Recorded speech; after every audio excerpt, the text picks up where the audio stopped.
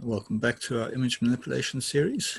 In this video, what we're going to do is have a look at some of the tools that are available for modifying images. Packages like Photoshop or GIMP have a whole range of these. Some are used more frequently than others, but let's have a look at some that we might actually make use of for the sorts of challenges that we might be facing.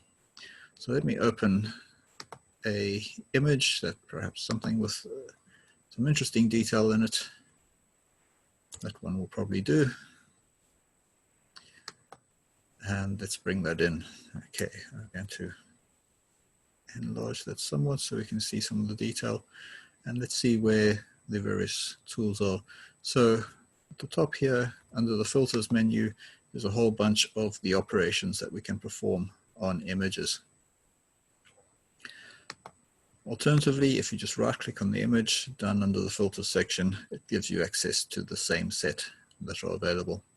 So what I'm going to do here is just go and grab a circular selection tool, and if I hold down the shift key, it gives me a perfect circle, and click in the middle, and there I have my selection. So I can do whatever I like at this point. If I press the delete key, it goes away.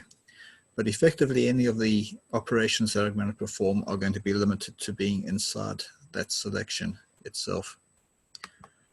Let's have a look at what sort of things we can do. So the first thing you might want to be doing is to think about some sort of blur of the image. You might want to do this where there are unpleasant details and you want to get rid of it. If you want to hide somebody's face, these are all options to you. There are a range of different blurs that are available.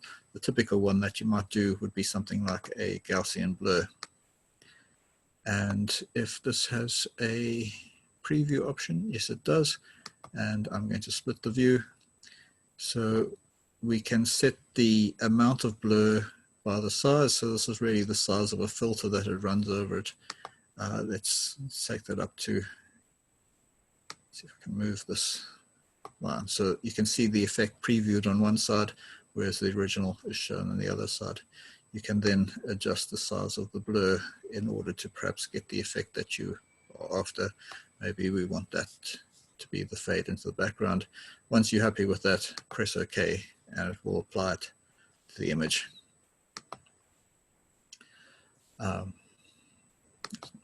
So that's, I'm just going to clear the selection at the moment, just so you can admire the effect over there. Now, where might you use something like a blur? Blurs are really good ways of concealing detail.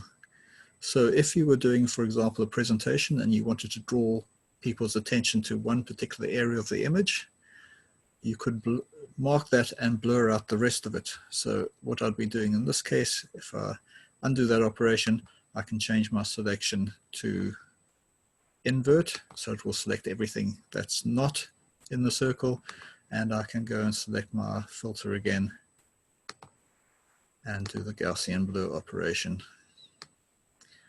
Let's choose the filter size that we wanted. There we go. And if I click that, that really starts to draw your eye's attention to that particular area of the image. So if you're presenting information, maybe that's a trick that you want to try out. Okay, let's cancel that one. Go back to selecting the inside and have a look at some of the other filters that are available. Now, the ones that we might particularly want to use for the challenge for this content is to work out how we can enhance an image.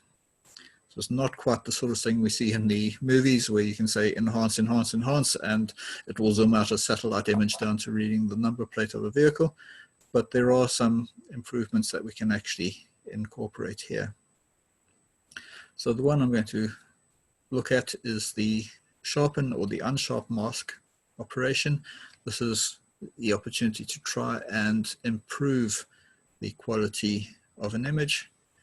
So let's switch on the split view again, get that visible, and what I'm actually going to do is zoom in a bit over here. So you can see there is an amount slider we can change. If I take this all the way down to 0, everything looks pretty much standard. As I push this up higher, what you'll notice is it's trying to enhance the edges, so to make this image look a lot crisper.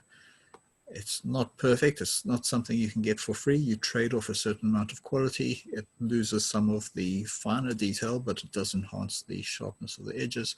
And you can play with these sliders in order to try and get the effect that you're after. So compare the left and the right hand side over there to see the benefit that we're getting out of this.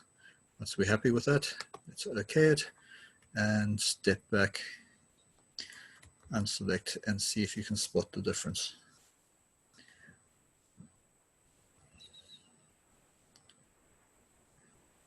Okay, now that I've shifted everything around, can you see where the effect took place? Not easily.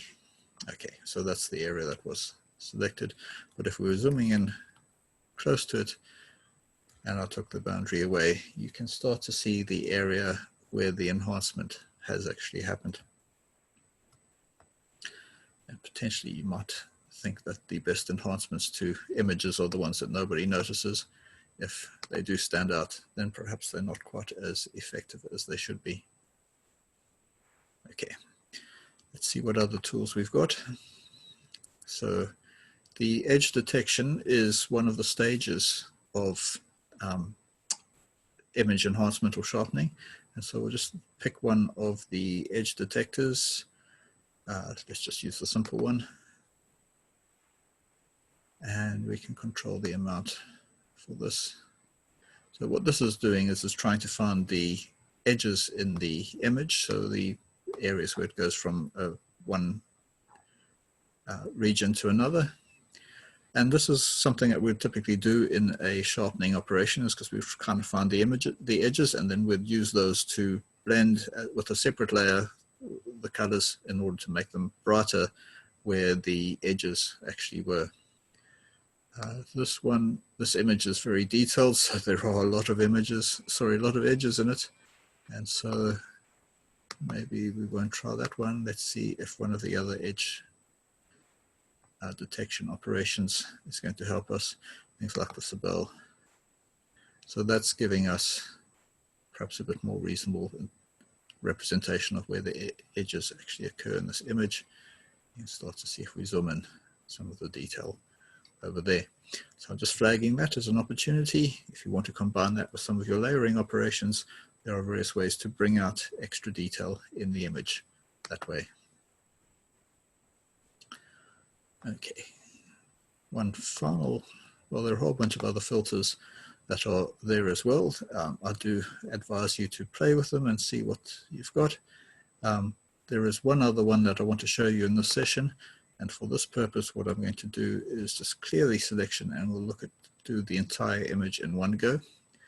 Imagine you really liked that image and you wanted to have that as a background for a web page, or you wanted to use it as part of a texture on a 3D object you were creating, but you didn't really want to see multiple copies of this tiled across the place because there's going to be a sharp boundary where you move from one image across the other.